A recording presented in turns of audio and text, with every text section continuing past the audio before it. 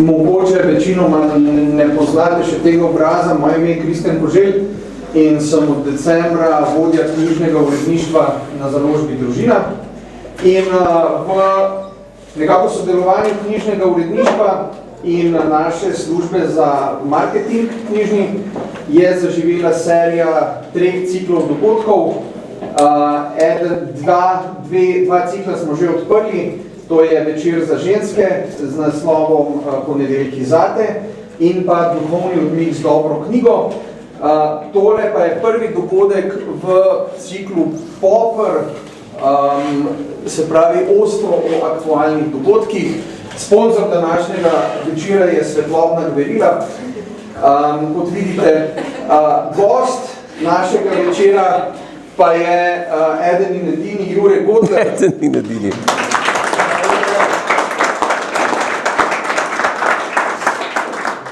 Midva z Juretom imava eno zanimivo zgodovino. Jaz sem v prejšnji službi uredil njegov najnovejši roman z naslovom Mrtvi kot, ki ga prav tako priporočam v branje in s tem ne delam konkurenci reklame. Sedaj pa sem vesel, da sodelujeva tudi v moji novi službi. Jureta ne bom posebej predstavljal, ker vsi gledate vsaj Milijonarja ali pa poslušate Radio Gaga gotovo. Moderator današnjega dogodka pa je prav tako eden in edini glavni urednik slovenskega časa v zadnjem letu, ko je slovenski čas zaživel v prenovljeni podobi, Martin Nachtigal, in mislim, da bo en super dogodek glede naročila za pijačo in za vse ostale stvari ste že bili informirani.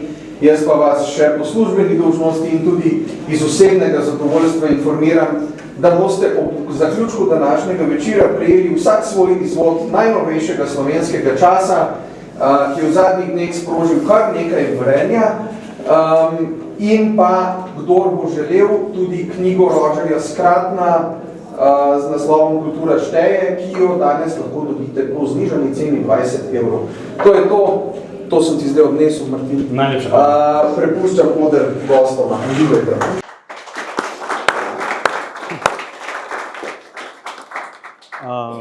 Torej, kot je Kristjan napovedal, naša rdeča nit ali pa uvodni razmislek za današnji večer je bila knjiga Kultura šteje, kjer v bistvu na prvi pogled, zakaj bi bil gost Jure Godler. To nas je marsikdo vprašal, kaj ima Jure Godler z knjigo, ki govori predvsem o filozofiji kulture, in na koncu, bolj kot bereš Skratnovo knjigo, bolj ugotoviš, da Jure Godler pooseblja točno to, kar avtor razmišlja. Namreč, Jure, če začneva recimo na začetku, pa karijera, po kateri si najbolj poznan po satiri, recimo temu to. Skratno veliko piše o tem, kako je lahko satira cinična, lahko razdira in tako naprej.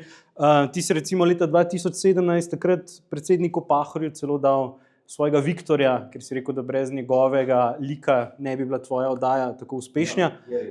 In kako v bistvu vi gledaš na satiro v odnosu do oblasti? Je res satira izključno cinična ali lahko tudi odigra neko svojo pozitivno vlogo? To je odlično vprašanje, ker vloga satire se je znotraj različnih časov različno spreminjala. In satira, kot se jo danes izvaja na televiziji, se pravi, mi smo delali oddajo ta teden z Juretom Godlerom 11 let in lahko z gotovostjo trdim, ker sem bil od samega začetka zraven, da je bil postopek produkcije te oddaje na začetku popolnoma drugačen, kot je bil na koncu. Mi smo imeli, jaz tudi sam se ne bi označil kot satirika, ker se mi zdi, jaz imam preveč respekta do te panoge, do tega žanra, če lahko tako rečem, ker satira ni to, kar smo mi počeli na televiziji, v smislu, da smo pogledali nek video odlomek ali pa da smo vzeli nek dogodek tedna in smo ga pokomentirali ali pa se norca naredili z nekoga. Satira je za mene nekaj, kar ni nujno sploh smešno in nekaj, kar ima globok pogled na neko aktualno problematiko, ki se zrcali znotraj dela, ki ga opisuje. To je zame satira in tega pa jaz nisem nikoli počel. In zakaj sem rekel, da se da se je produkcija oddaje spreminjala. Mi smo leta 2015, ko smo začeli z oddajo ta teden, mi smo imeli sestanke z ustvarjalno ekipo, s pisci, mi smo gledali, kaj se je čez teden dogajalo. In smo imeli ogromno težav, kako v tej stvari najti, recimo, analogije. To je pa podobno čemu, to je pa tako kot to. Se pravi, to je en sestavni del tega, kar smo počeli. Potem iskati. Politika takrat je imela, pa ne samo slovenska, na celem svetu, še toliko mero dostojanstva, da se je dalo iz nje norčevati. Ker satira, če tudi tako pogledamo, ona more rušiti. Ti pa ne moreš rušiti nekaj, kar ne stoji. In to dostojanstvo, ki je bilo takrat še nekako prisotno, čeprav zelo skrhano že tudi leta 2015, je pa zdaj popolnoma izginilo. Mi smo bili zadnjih par let na nivoju, ko smo samo še gledali poročila, ko je nekdo nekaj rekel, govorimo o politikih, naslednji dan v Dnevniku je pa povedal kontra stvar. Ali pa nekaj zanikal, na enem posnetku je bilo pa jasno videti, da to ni res. Ali pa, kaj ćemo pa zdaj narediti, državna proslava je, dajmo si jo pogledati, aha, predsednica vlade poje, narejen. To zame ni satira. In točka, kamor je zdaj stvar prišla, je, da imamo na celem svetu, poudarjam spet, ljudi, ki so na položajih, ki nam vladajo, ki so že sami po sebi liki adenoida Hinkla iz Velikega diktatorja. Z takšne podstati politike, na takšni podstati politike satira ne more stati. In imamo hude probleme zaradi tega, ker je politika ratala tako brezsramna in tako nizka, po domače povedano. Pa se ti zdi mogoče, da se spomnim, včasih je bila satira tudi z tega vidika nedotakljiva. Vsi smo razumeli, da je to pač satira in enkrat, če tako po domače rečeva, se delamo norca iz enih, drugič iz drugih. Sedaj smo pa v bistvu v zadnjih letih priča temu, da je marsikdo to satiro dojame kot žalitev. Ja. In se ti zdi, da je to zato, ker je, tako kot si sam rekel, satira preveč podobna resničnosti? Jaz mislim, da to nima veze z samo satiro. Zdaj, če govoriva o politikih, ja, jaz mislim, da je to odraz časa, v katerem živimo. Zdaj, normalizirale so se stvari, ki jih, ne vem, 20-30 let nazaj nismo zaznali. Neka politična korektnost, to je nekaj, kar jaz ne morem nikoli podpisati, ker se mi zdi smrt za komedijo. Ker ko enkrat ljudje ne morejo reči, kar hočejo reči, ne govorim zdaj o direktnih žalitvah, pa o nekih anonimnih komentarjih na internetu, ki so, ne govorim o tem, govorim o stvareh z imeni in priimki. Jaz mislim, da je to bolj odraz časa, pa tudi to bo zginilo, po moje. Jaz mislim, da ni to posledica, da je politika tako nizko padla, da se niti satire ne da več delati. Kakšna je pa potem tvoja prihodnost satire? Recimo ta teden z Godlerjem ne delaš več? Ja, logično ni prihodnosti v satiri. Iskreno povedano, užival sem v letih, recimo med 2016 pa med 2019, v predcovidnih časih. Takrat so bili največji izzivi, ki smo jih imeli, se spomnim, ki je bilo res problem prebroditi tisti migrantske krize, ki so bili.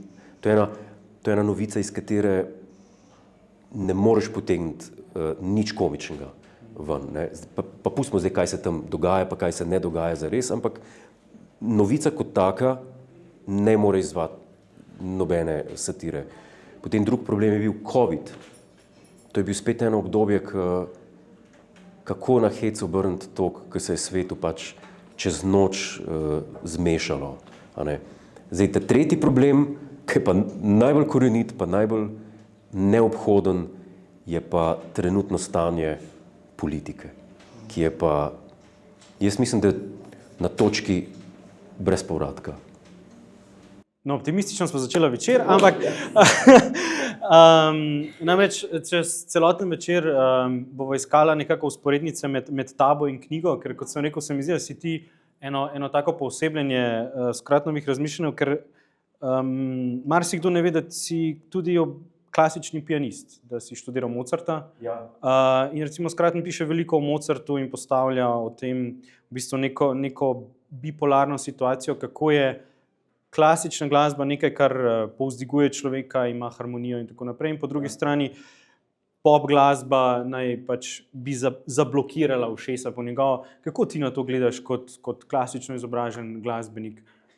Kakšna se zdi tvoja situacija? Jaz sem prišel v stik z to glasbo, ki jo imenujemo klasična, zelo zgodaj, pred 3-4 letih. Z babico sva gledala koncert klasične glasbe, koncert novoletni z Dunaja. In ta glasba je bila meni strašansko všeč in sem potem šel v knjižnico in sem si hotel sposoditi to glasbo na kasetah. Te glasbe ni bilo, imeli so pa Mozarta in Bacha. In sem rekel, nič, bom pa to vzel. In sem poslušal Mozarta, Bacha in me je ta glasba takrat nekaj naredila. Zdaj, kaj, ne bi rad romanticiziral teh zadev, pa imam tudi zelo mnenje izdelano v zvezi s tem, čemur pravimo klasična glasba, ki ne bi nas obogatila in tako pop glasba pa glih delala kontra, pa malo kasneje o tem. Hotel sem povedati, da ker sem posvetil potem 20 let svojega življenja Mozartu, ker me je zanimalo, če mi je ena stvar tako všeč, jo hočem do konca preštudirati. In tako sem Mozarta do konca preštudiral. In prva stvar, do katere prideš je, ko študiraš to, da ti je jasno, da ta glasba, ki jo danes imenujemo klasična, za časa življenja teh ljudi, ki so jo pisali, se ni imenovala klasična, ampak je bila glasba, ki se je producirala. To je bila glasba, ki so jo komponirali, ki so jo izvajali. Njeno nasprotje je bila pa ljudska glasba, ki so jo pa po ulicah, ki se pravi glasba, ki pa ni nikoli prišla na papir, ampak so jo samo izvajali.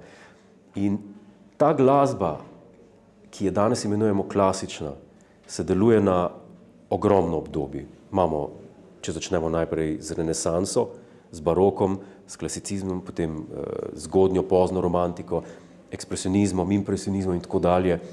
Mi vso to glasbo danes mečemo v en koš in je rečemo klasična glasba. Imamo dirigente, ki izvajajo v ponedeljek Bacha, v sredo Wagnerja, v petek Beethovna, v naslednji ponedeljek Vivaldija. To veš, da smo skrenili, oziroma da nekaj tukaj ni več v redu, ker glasba se tako razlikuje klasična od obdobja do obdobja, da enostavno človek ne more biti strokovnjak za vse izvajalce. In točno zaradi tega razloga smo danes prišli do točke, kjer je klasična glasba samo nek namišljen dražljaj, koncerti klasične glasbe, zbirališče direktorjev, neke smetane, ki dobi te drage karte, sedi to, posluša, se dolgočasi, tega ne razume več. Nekaj, kar je bilo včasih narejeno za ljudi. Nikolaus Noncourt, eden največjih dirigentov, zdaj že pokojen, ki je celo življenje posvetil izvajalski praksi baroka pa klasicizma. On se je skoncentriral na to in je bil strokovnjak na tem področju in je znal te stvari tako zaigrati, da je bilo najbližji izvedbi časa, v katerem so nastale. Ker to je tako kot pri fiziki. Imaš danes tako človeka, ki ima doktorat iz fizike, pa ne ve, kaj so tenzori. Ne? To je čisto normalen pojav. Pri glasbi pa tega ni. Jaz pravim, da bi mogli biti. In ko ti preštudiraš čas, ko preštudiraš kontekst, vidiš, da tega danes več ni. In skladbe, ki jih danes izvajamo, so tako v razkoraku in v disonanci s časom, v kateri so nastajale, da nimajo za moje pojme nobene vrednosti več. Edina vrednost danes ima glasba, ki nastaja v današnjem času. In jaz sem zelo, bi rekel, polariziran glede tega. Jaz ne morem več poslušati klasične glasbe dejansko, ker, govorim stare glasbe, Bach, Mozart, ker sem toliko časa preživel, ne bom rekel, da vem, kako je prav, ampak vem pa, v kateri smeri je prav. In vidim, ko to izvaja nekdo, ki je tam zaradi tega, ker ima rad glasbo, pa si ni vzel toliko časa, da bi preštudiral recimo zgodovinske vere, da bi preštudiral pisma, da bi ustna izročila. Nikolaus Arnoncourt je rekel, pa to sem hotel povedati, je rekel pred izvedbo ene skladbe, ki jo je igral v Koncertvereinu na Dunaju, je rekel, če vas kadarkoli med skladbo, če vam kaj ugaja, zaploskajte vmes, je rekel, to so tako delali takrat. Sprav, glasba je bila takrat narejena tako, tudi Mozart piše svojemu očetu ob izvedbah svojih skladb, piše, tam sem pa ki je bil v Parizu, tam sem pa skomponiral eno pasažo, za katero sem vedel, da bo ugajala. In ko so jo ljudje zaslišali, so začeli glasno ploskati med skladbo klasične glasbe, današnje. A ne? To je nekaj nepredstavljivega. Če gremo danes poslušati to, ne ploskamo med stavki, sedimo, gledamo, ko mi čakamo, da je konec in potem gremo domov. To je nekaj ni v redu. Ne? Pa bi te izkoristil, ker pač zaradi tvojega znanja in globine poznavanja Mozarta, namreč Scruton piše o simfoniji Jupiter kot nek prikaz človeške sreče in ustvarjalnosti. Kakšno je recimo tvoje mnenje o tej Mozartovi zadnji? Mozartova zadnja simfonija Jupiter je dobila ime po Mozartovi smrti. Zanimivo, zadnje 3 simfonije so nastale poleti 1788 in ne ve se, zakaj so nastale, ne ve se, komu so bile namenjene, ve se, da niso bile nikoli izvajane. To je simfonija v S-duru, Kehl 543, v G-molu, ta znana, Kehl 550 in Kehl 551 v C-duru. Nikolaus Arnoncourt je ugotovil, oziroma da ne bi bile te zadnje 3 simfonije v bistvu eno delo, ena simfonična pesnitev. In na enem zadnjih koncertov, ki sem jih slišal, ki jih je on izvajal, jih je izvajal od prve do zadnje brez ploskanja v enem kosu, ker je mislil, da se je Mozart tako to zamislil. Zakaj? Zaradi tega, ker pravo intrado, pravo uverturo ima samo S-dur simfonija, se pravi 39. In prav finale ima pa samo 41. Se pravi ta Jupiter, ta zadnja. Je pa posebna. Zakaj je posebna? V zgodovini glasbe sta bila 2 komponista, ki izstopata do te mere, da sta izven kategorna v primerjavi z vsemi ostalimi. Pa Bog ne dej, da bi rekel, da so ostali ki manj vredni ali pa slabši. Ta 2 komponista sta pa naredila nekaj, kar ni pred njima nihče in kar z skoraj 100% gotovostjo ne bo nikoli več nihče naredil. To sta Bach pa Mozart. Bach je to naredil v svojih delih Umetnost fuge, Mozart pa simfonijo Jupiter z zadnjim stavkom. Zakaj to pravim? Najtežje v glasbi, kompozicijsko, je tako imenovan kontrapunkt. Kontrapunkt je starodavna renesančna umetnost, kako kvalitetno in sozvočno voditi več kot 2 glasova. In to je ena relativno kompleksna panoga, to je ena disciplina, ki je na Akademiji za glasbo en najtežjih predmetov. Zaradi tega, ker je zelo strog stil, zelo hitro pride do napak in komponist mora to do potankosti obvladati, če hoče uspešno zaključiti študij. Bach v svojem delu Umetnost fuge, fuga je ena izmed kron kontrapunktične glasbene umetnosti. V svojem delu Umetnost fuge vzame en tako imenovan cantus firmus, ki je prva melodija.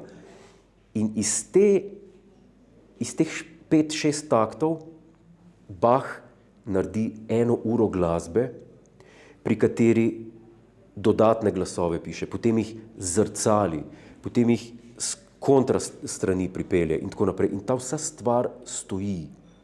In to je neponovljivo v glasbi. Tega ni naredil nihče. Mozart v svoji Jupiter simfoniji pa na koncu naredi, kako bi rekel, znotraj lastnega zeitgeista, ki je zeitgeist klasicizma, razsvetljenja, naredi pa to, da ker je takrat bil slog že bolj, ne bi rad rekel načičkan, ampak je bil kontrapunkt takrat še težji vključiti v glasbo, ki je ratala bolj preprosta v klasicizmu napram baroku. Mozartu pa uspe tam dve melodiji je težko voditi že skupaj. 3 melodije je že doktorska dizertacija. 4 melodije je Bach. Mozart pa z lahkoto v zadnjem stavku in to s tako v triumfalnem duhu vodi naenkrat 5 glasov in vse po strogih pravilih kontrapunkta. To je neponovljivo. Tega ni dosegel nihče po njem. In to je res vrhunec razvoja glasbene kompozicije. Zame, to mi pomeni. Zelo na dolgo sem to odgovoril, naslednja vprašanja bom krajši. Ni treba. Namreč, kljub vsemu temu si pa prej rekel, da šteje samo glasba, ki se ustvarja danes. Ja. Lahko poveš več o tem, kaj misliš, zakaj šteje, na kakšen način?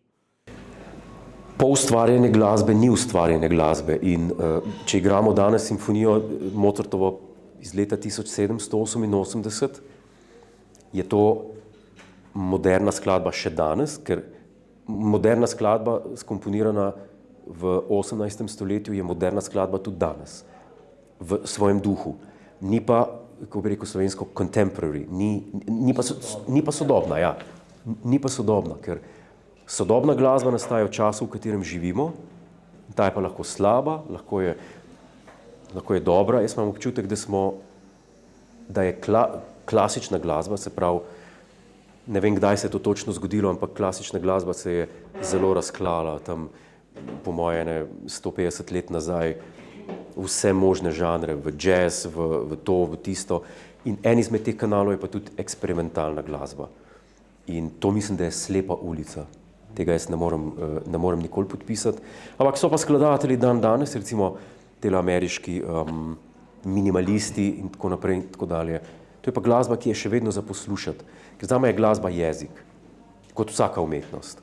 In če ne govori umetnik jezika, ki ga jaz razumem, ni prišel do mene, to zame ni umetnost in grem pač dalje. Jaz ko gledam na te stvari. In zato pravim, da obstaja tudi danes stvari. Recimo današnja pop glasba je zame, ne bi rekel, ste prej rekli, da ima negativno konotacijo v tej knjigi današnja pop glasba. Ja, Scruton zelo piše o tej kontrapunkciji ena proti drugi, ampak glih zato me zanima, kako ti gledaš recimo na sodobno glasbo z vidika tega, da nastaja danes, ima že sama po sebi vrednost, ali bo vrednost pridobila skozi čas? Kajti po eni strani smo se za to klasično glasbo po njej odločili, da je klasična. Torej, če malo tako rečem, bo čez 100 let Nina Pušlar klasična glasba? Ne, to ne bi tako. Mogoče bo, ampak rečemo 200. Dajmo še, ne se... Umedi. Ja, ne da od sebe sok. Jaz bi rekel tako, v današnjem času, ko gre lahko vsak trgovino, pa kupi računalnik, pa kupi software za glasbo delati, in v tej poplavi vsega, kar prihaja ven, je treba biti zelo selektiven. Jaz sem hud fan festivala Sanremo, italijanske glasbe, ki se nocoj začne, mimogrede.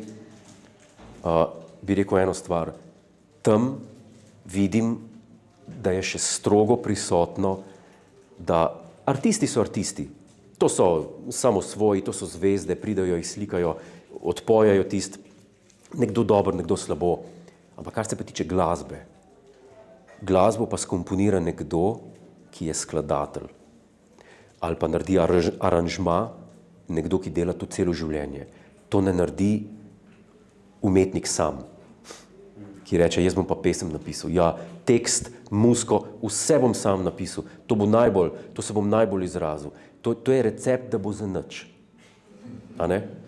Mozart, zakaj so Figaro svadba, Don Giovanni, Così fan tutte? Zakaj so to najboljše opere vseh časov? Ja, zaradi tega, ker je muziko napisal en najboljši komponist vseh časov, pa ker je tekst napisal en najbolj nadarjenih poetov vseh časov, Lorenzo da Ponte. Zato je to dobro. Pa bi komot Mozart rekel, jaz bom sam napisal tekst in vse. A ne? Tega pri glasbi ni. Danes vse ljudje sami naredijo. In je poplava vsega in do nas pride zaradi interneta, zaradi radia vse. In potem smo malo zgubljeni in potem pademo v eno eksistencialistično krizo in se vprašamo, kaj pa zdaj tukaj dobra glasba ali pa ne. Jaz mislim, da je predvsem poslušalstvo na tem, da bi moglo biti bolj razgledano v glasbenem smislu. Ne? Če ena publika na izvedbi Mozartove simfonije 250 let nazaj pri enem določenem momentu vstala pa začela ploskati med igranjem, ja, kakšna je to civilizacija bila napram današnji? Da je bilo not 500 ljudi, ki je poskočilo v luft, ki je bil en del narejen, ki so zaznali, aha, tle pa dve različni melodiji pelje napram danes. Ker imamo pa muziko za to, da je nekaj v ozadju, da ni tišina. A veste, mi smo se zelo degradirali oziroma devolvirali na tem področju. Kljub temu, kakšna pa bi bila recimo ocena tvoja ocena sodobne slovenske glasbe? Recimo velikokrat sploh v političnem diskurzu poslušamo to namišljeno bitko, ohranjati moramo slovensko, podpirati moramo slovensko, brez slovenskega bomo izginili in tako naprej.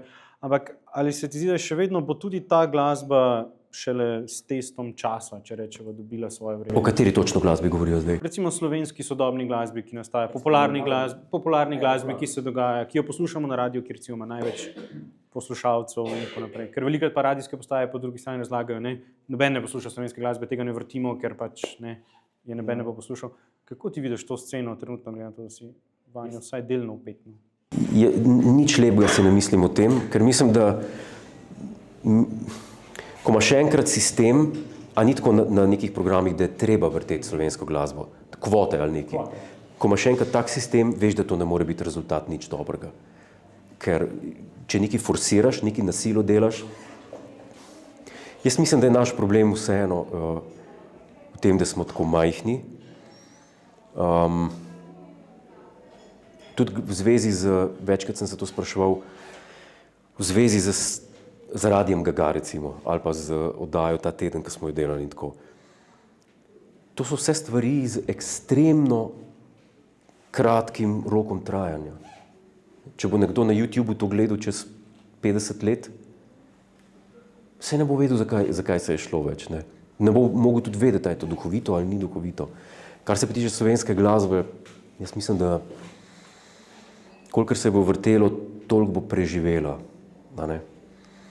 Ker to je tudi en nasilo način, kako nekaj spraviti do človeka, pa tudi če ni dobro, če predvajaš in predvajaš in predvajaš, pride nekako ljudem v kri.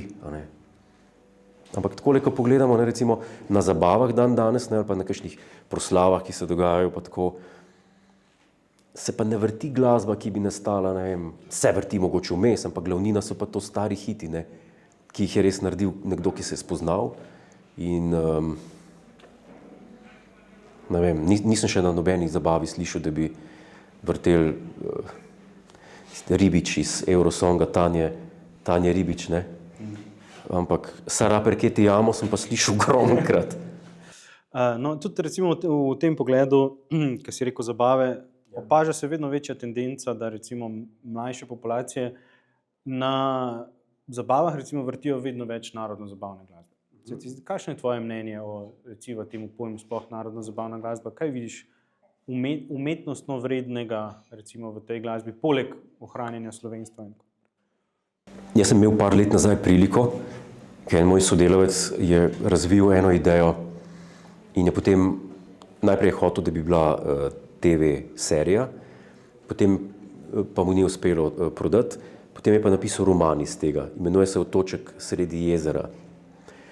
In se je poigraval z idejo, ker mu enostavno ni jasno, da imamo enega slovenskega pevca, rojenega v Sloveniji, čist Slovenc, ki izvaja dalmatinsko glasbo.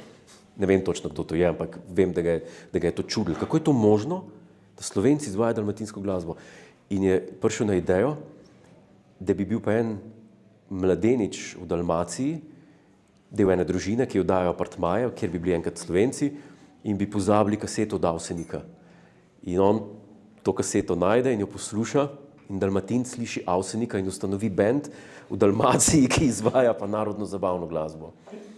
In je napisal roman z tega, Otoček sredi jezera, ga priporočam, je zelo duhovit.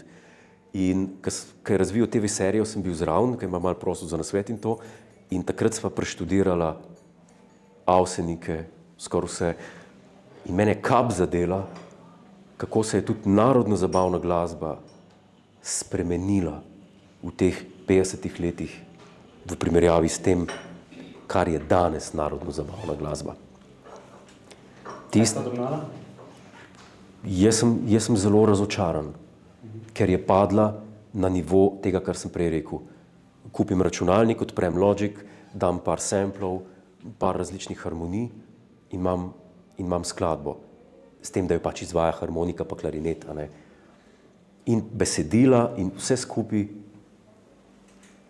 samo takole graf vidim po kvaliteti. Ker to pa stavim, prej smo se hecala z Nino Pušlar, pa z 200 let, da bo pa narodno zabavna glasba, Oberkrajn, te zadeve. Če že ni, to pa bo naslednja klasična glasba. To je pa dejstvo. Absolutno. Ker ima pa vse primate klasičnih konstruktov, kompozicije, tako kot ima recimo italijanska glasba še danes, klasične primate stare beneške šole, Vivaldija in tako dalje. To ima to. Ampak ko pa nek amater pride, pa neke harmonije išče, pa probava nekaj, pa to je pa tudi. Jaz vam lahko grem tudi narediti crème brûlée, sam ga ne boste jedli, vam obljubim, ker ga ne znam. Lahko ga probam, lahko najdem recept, ampak ne bo dober. Bi se strinjal torej, da vaja dela mojstra? Absolutno. Pa študij. To niso resne zadeve. V današnjem času, ko smo željni instant, komu pa paše, da mu rečeš, da boš pa to razumel, kaj je pa Bach tlele naredil, moraš pa tiste 4 knjige tam preštudirati. Ja, hvala lepa. Ena stvar, ki jo tudi študiraš, je, da z Davidom Urankarjem imata podcast Gospoda. Ja. In ljubiteljsko. In ena od tem, ki jih skratno obdeluje v svoji knjigi, je tudi ta, recimo, Gospoda ali Gospoda, če rečeva, kultura oblačenja, kultura obnašanja, in vidva tudi večkrat to pokomentirata, kdaj tudi v svojem podcastu. Ja. Kako gledaš na to? Namreč, recimo tudi ti vedno si urejen, tudi na televiziji vedno v kravati in tako naprej. Se ti zdi, da če sva že začela tako pesimistično, da nadaljujeva v istem slogu, je tudi na tem področju nam gre navzdol? Kako pomembna je recimo kultura oblačenja? Kako ti vidiš to? Je to en del družbe? Je to nek pokazatelj odnosa? Jaz bi rekel, da je to pomembno.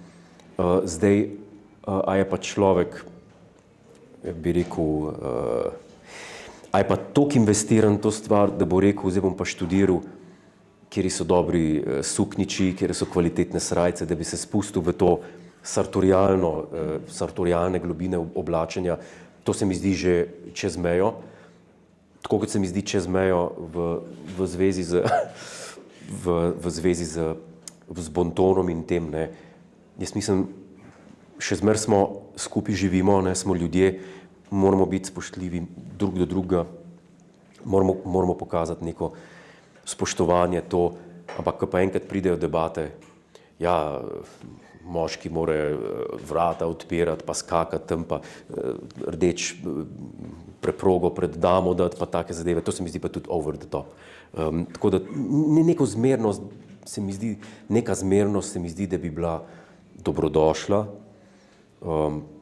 ker se mi zdi, da je sploh mladi izgubljajo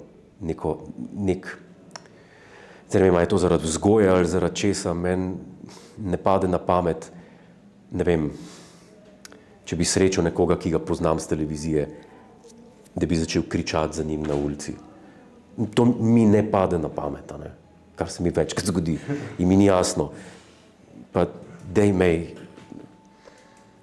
malo, ne do mene, do sebe, spoštovanja. Torej bonton v šolah? Ja, predmet?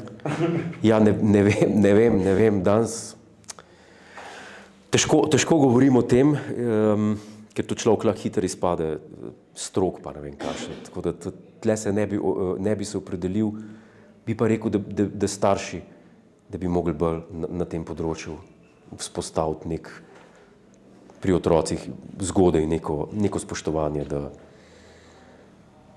da bomo živeli kolikor toliko se da v tem harmonično v tem svetu, ki razpada, ne, vztrajno. Si tudi avtor fikcije, romanov. Ja. In priskratno beremo o tem, da fikcija spodbuja naša čustva in naša razmišljanja in tako naprej. Najlepša hvala, toliko bontonov, ja.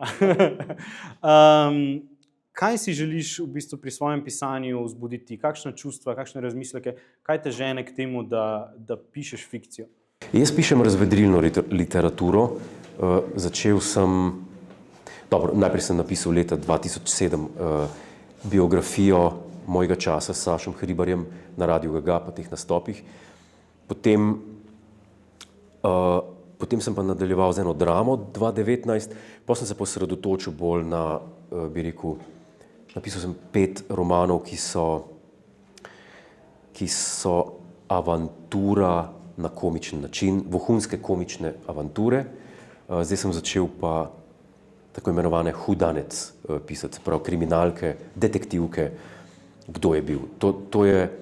Jaz to smatram kot pod razvedrilno literaturo,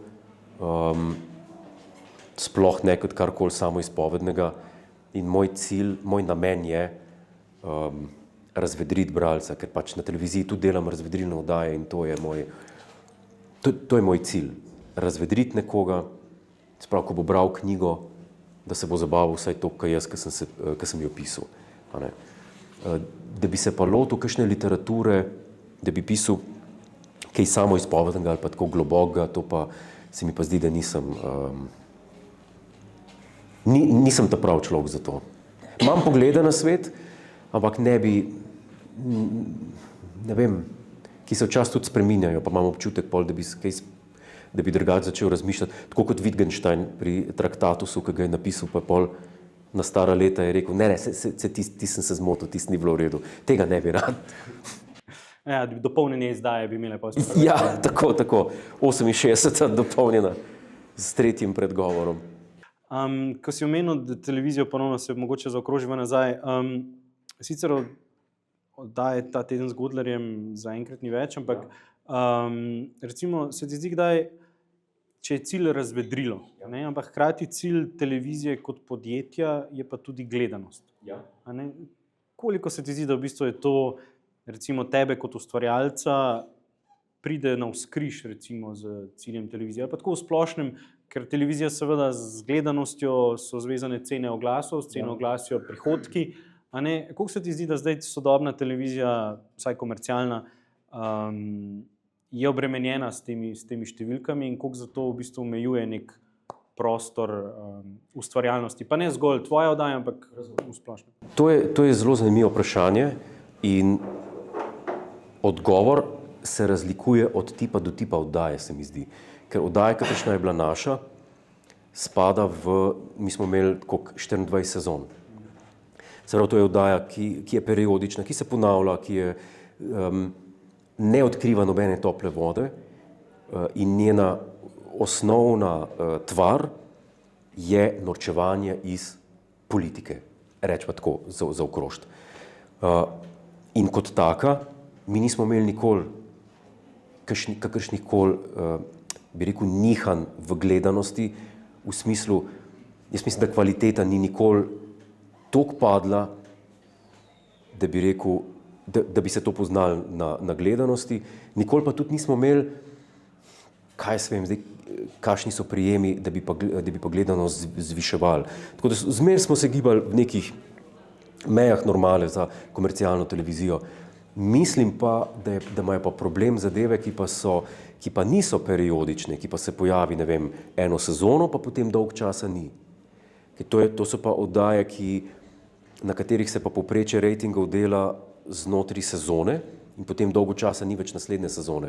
In če tista sezona ne funkcionira, je to flop. In zamerim samo, kako bi rekel, modernim televizijskim trendom, ki se osredotočajo skoraj ekskluzivno samo še na reality šove. Zdaj, reality šovi, jaz načeloma nimam problemov z reality šovi, sploh če je zanimiv koncept, imam pa hud problem, ko pa vidim, da gre za reality šov, pri katerem zberejo ljudi s psihiatrično zgodovino, ljudi, ki imajo duševne motnje in se jim potem smejijo in delijo po spletnih medijih. To pa ni prav. In to je žal ratu trend. Ne? Za te razne zadeve se ne zbere doktorja matematike, ne? Ampak se zbere nekoga, ki je bil v zaporu, ali je bil v umobolnici, ali je bil ne vem kaj. Zakaj? Ker bo nekaj naredil, kar bo ljudje gledali in bo nekdo zaslužil zaradi tega. To se mi zdi zelo nečloveško in narobe. In se sam bojim, da ne bi šlo v take mere, kot je bil Running Man, ki je Arnold Schwarzenegger igral, kjer pa res bo človek mogel preživeti, ali pa Truman Show, ali pa kaj takšnega. Ni mi všeč, kam gre trend televizije. Ni mi všeč, da je vedno manj televizije, ki je scenarizirana. Ker so očitno te ljudje po celem svetu to seveda ugotovili, da je veliko ceneje reality show narediti, ki ne rabi scenaristov, kot pa eno oddajo, kot je tudi Tonight Show, Letterman, oziroma ne Letterman, ki so ga zdaj ukinili, Colbert, ki ima pa 30 scenaristov. Ne? Očitno se računica ne izide več. To je slabo. Kako pa to primerjajo z ustvarjanjem na radiju, ki je nacionalni, ki pač nima tega pritiska, je scena drugačna? Na Radiu Slovenija nadaljujemo tole Radio Gaga. To je oddaja, ki ima pedigre 30-leten in več. In se mi zdi, da je kot tak ima imuniteto. In tam lahko človek dela, kaj hoče. In svoboda je izražanja. Nisem pa ne narobe razumeti. Tako da to je užitek, ker je ta koncept je res posrečen, no, ki ga je človek lahko dela, kar hoče. Na radiju lahko ustvari, kar se hoče z zvočnimi efekti, ker lahko iz nekega bojišča na vlak, v stanovanje, v klet, kamorkoli. Torej boste še naprej? Je plan laufa tudi? Je tako. Mogoče nam lahko namigneš ta teden z Godlerjem v kakšni drugi obliki, v kakšni... Ne vem, zaenkrat mi zelo paše, da ga ni, ker pišem nov roman in ta teden mi je vzel na teden 4 dni. Ponedeljek, torek, sreda, v četrtek je bilo pa snemanje. In to je čas, ki ga zdaj krvavo potrebujem za ta nov roman. Tako da zaenkrat nimam planov na tem področju. Mogoče pa kdaj v prihodnosti. Na tej točki mogoče, da malo predahnemo, ima kdo kako vprašanje, da ne bova tukaj samo midva. Kdo? Kakršnokoli vprašanje? Ne? Okay. Oziroma, lahko zdaj vi prevzamete, pa vi naredite intervju z gospo. Glede na to, niste tako veliko, ja. Res ne? Okay. Karkoli. Vi kar vprašate. Ja, kar. Glede ljubiteljstva Mozarta. Ja. Vi ste akademsko izobraženi na klavirju? V Salzburgu sem študiral na Mozartevu. Wow. Ne, pa to ni nič tazga. To je akademija za glasbo kot akademija za glasbo. Nič posebenega. Šel sem pa tja zaradi tega, ker je bilo to blizu kraju, kjer se je Mozart rodil. Ne? In s to mojo ljubeznijo, tam sem imel dostop do vseh teh zadev, ki sem jih rabil za študij, ker tlele vnuku se spomnim, da je bilo zelo, zelo slabo na voljo A veste, obstaja ena edicija, ki se imenuje Neue Mozart Ausgabe, izdaja Bernreiter, založba iz Kassla. In to je izdaja, v kateri je vse od Mozarta, od prve note, ki jo je napisal, in prve črke do zadnje. Vsa pisma, vsi viri, vse to, in tega pride takole v vrsti tako ena stena knjig.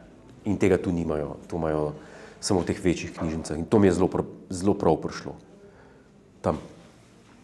Tako da to je bilo to, ja. Študiral sem pa kompozicijo, ne klavir. Klavir je pač zraven. Ja, komponist mora imeti klavir, ker je to pač obvezen predmet pri kompoziciji. Drugače sem pa violinist. S tem sem začel, to je bilo. Ampak nisem več igral po tem študiju. Mogoče ravno to, ko smo prej začela z klasičnim in kako to povezujemo v bistvu z, recimo temu, elito, kvazi elito, ki v resnici te glasbe ne razume več. Na kak način pa vidiš v bistvu potem prihodnost? Z tega vidika je vso to javno delovanje, ker recimo v resnici veliko sredstev, veliko energije namenjamo v ohranjanje te glasbe, v ohranjanje tudi kulture, če pogledamo, in opere in tako naprej. Koliko se ti zdi to v bistvu sploh še smiselno? Jaz mislim, da drugače kot je zdaj ne bo nikoli več, ker smo dosegli točko zgornjo, ko cela industrija klasične glasbe se poganja samo še na izvedbe. Se pravi, poslušamo samo še izvedbe skladb, ki smo jih že 1000-krat in samo še ocenjujemo, ta pa ni tako dobro tega koncerta zaigral, on boljš zaigra. Na BBC-ju imajo v 3. programu ob sobotah oddajo Record Review. Oddajo, kjer ljudje, ki se v resnici ne spoznajo na klasično glasbo, primerjajo različne posnetke, iste skladbe in rečejo, ta je pa tle kar zanimiv tempo vzel. Tempo je komponist napisal in je en. In če nekdo igra 3-krat hitrej, mu ni za ploskat, mu je za reči, ti si bebec, ker si nisi vzel časa, da si to preštudiral. Mi pa te ljudi, to so samo še, kako bi rekel, performing monkeys na tem področju danes. Mi samo še poslušamo, kdo nas bo bolj fasciniral z izvedbo. Ena zelo znamenita zmota, če jo smem izpostaviti, da boste vedeli, o čem govorim. Uvertura Figarove svadbe. To je ta skladba. Orkestri tekmujejo, kdo bo bolj hiter to zaigral. Tempo, ki ga je pa Mozart napisal, je pa to je druga skladba. Mi pa govorimo, kako je super ta orkester, poglejte, kako šiba to hiter, da niti zigrati ne morajo do konca. Tukaj smo zdaj, to je ta industrija. Do te točke je prišla. Bi rekel, CD-ji so zadnja stvar, niso, Spotify je zdaj zadnja stvar in to se bo po moje snemalo naprej in izvajalo. In vedno bolj bomo zgubljali stik z original izročili teh skladb, kot so si komponisti zamislili. Zakaj? Ker si velecenjeni dirigenti, polni samih sebe, niso toliko časa vzeli, da bi se res poglobili in probali, ne bom rekel v izvajalsko prakso starih časov, to je nemogoče vedeti, kako je stvar takrat zvenela, ampak mogoče pa je vedeti jezik komponista, izrazna sredstva komponista, to pa je možno vedeti. In to se s študijem lahko doseže. Če pa ti dirigent, pa te vzame en orkester, pa reče, mi bi pa igrali Hafner simfonijo Mozartovo, bo šlo? Ok. In ti kot dirigent greš domov in poslušaš 10 različnih posnetkov Hafner simfonije, različnih dirigentov, pa od vsakega vzameš nekaj, kar ti je všeč, pa narediš eno svojo varianto. To je popolna degradacija glasbe. Namesto, da bi šel domov, vzel partituro, preštudiral tekst glasbeni, poizvedel, koliko je zgodovinskih virov na voljo, da bi predstavil to v obliki, v kakršni si je komponist res zamislil. In v zadnjih 50-ih, 60-ih letih je edini edini dirigent, ki pa si je vzel čas vedno, Nikolaus Harnoncourt. On je bil edini, ki se je res poglobil, ki ni poslušal, že če, za tiste, ki jih zanima, umrl je leta 2016, pred kratkim so pa na internet poskenirali celotno njegovo knjižnico, partitur, knjig, da lahko človek dobi malo uvid. Šuma je zelo težko potegniti eno originalnost umetnikom. Jaz mislim, da je tako. Pa še tisti, ki jim to rata, ne dobijo glasu. Tako da to je, po mojem, v tem bolj problem. Mogoče zadnje dvodelno vprašanje, ker smo v predvolilnem času. Polno je vedno obljub, polno je analiz, polno je vsega. Kaj bi bil recimo tvoja želja ali pa nasvet, kaj bi morali narediti na kulturnem področju? Česa bi si ti želel, da bi se stvar premaknila? Jaz bi si najprej zaželel, da bi se v politiko podali ljudje, ki niso nezaposljivi kadri drugje. Kandidatne liste so zaključene, ampak okej. To bi najprej rad. Da bi imeli neke zdrave ljudi, ki bi imeli vsaj malo želje ali pa samozavedanja, pa ne vem česa, narediti dobro za državo. Jaz mislim, da smo to izgubili že dolgo nazaj. In ti ljudje ne morejo pomagati na nobenem področju, kaj šele na kulturnem. Je pa to zelo problematično, problematično vprašanje, zaradi tega, ker moderna umetnost je velikokrat taka, da je izrazna. Pa imamo izrazni ples, pa imamo eksperimentalno glasbo, pa take zadeve, ki so na prvi pogled marskom kar neki. In človek težko vidi na podlagi tega, a je umetnik, ki osnovno obrt obvlada ali ne. Ker če je nek slikar, ki se ga kuje v zvezde in ki dobiva ne vem koliko denar, recimo, pa dela abstraktne slike, bi jaz pričakoval, da zna tudi normalen portret narisati. In isto pri glasbi, če je nekdo, ki piše eksperimentalno glasbo, kjer se klarinet razstavi, pa Coca-Colo vliva v njega, pa je to skladba, ne, pa puli strune pri klavirju, jaz rečem, v redu, to je eksperimentalno, ampak ti mi moraš za fruštek pa fugo napisati v Bachovem slogu. Tem je problem, se mi zdi danes, a ne? Ker je umetnost prišla do tega, da je vse skupaj eksperimentalno, ker to zna pa vsak. To zna pa vsak, tam barvo vršt ali pa nekaj skomponirati, neke čičke, čačke. Tlele bi jaz začel reševati zadevo. A ne? Ker vem, ko sem študiral glasbo, je to, če nisi znal v nulo kontrapunkta, oprostite, ni šlo naprej. A ne? Vidim pa ogromno ljudi, ki pa glasbe popolnoma ne obvladajo, komponirajo pa na polno eksperimentalno glasbo. Torej imamo v politiki podobno. Ljudi brez osnov, ki potem eksperimentirajo. Okay? Politiki je hujš. To so res ljudje, ki jih drugje se ne da zaposliti in sedijo pol v parlamentu. To je nedopustno. In to je tudi osnovni razlog, če se pa zdaj povežemo v sam začetek, zakaj je ratala politika satira. A ne?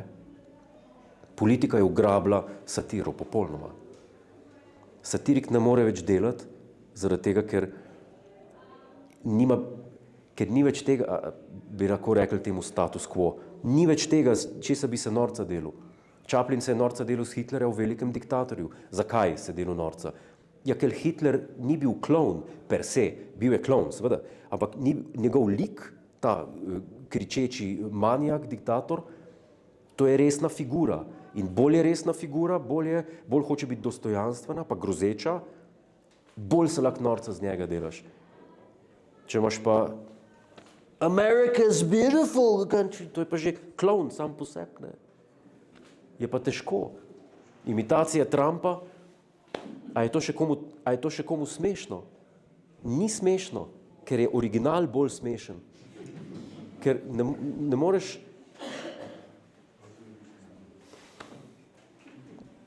klovna ne boš nikoli bolj imitiral, kot on sam sebe.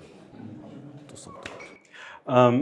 Zgolj zadnje namreč, če že ne nasveta politiki, pa nasveta nam, kako pristopiti recimo temu k kulturi. Kaj bi nam svetoval, recimo, če rečemo, da smo še relativno na začetku leta ali pa v prvem delu leta, da si v tem letu zadanemo za cilj, da bi, recimo, ker je naslov kultura, ki šteje, pa da v tem letu recimo, kaj je posameznikov, v tem omenijo si, da imamo ogromno šuma, ogromno šodra, stvari, ki nas pač sicer zapolnijo naš čas, ampak ne predstavljajo neke dodane vrednosti. Kaj bi bil pa posameznikov tvoj nasvet, če si želi nekaj dodane vrednosti na področju kulture? Jaz mislim, da bi mogli v tem šumu, da bi mogel vsak pri sebi, če ga zanima glasba, kultura, najti eno, bi rekel, časovno področje ali pa en pretekel slog, ne si bo barok, klasicizem, karkoli, kar jim najbolj leži in se skoncentrirati na to. Ker danes Vivaldi, jutri Wagner, pa to, jaz mislim, da to človek ni bil narejen za to. In mislim, da bi mogel vsak človek pri sebi ugotoviti, kateri je njegov slog. Moj slog je klasicizem, oziroma barok, to je moj.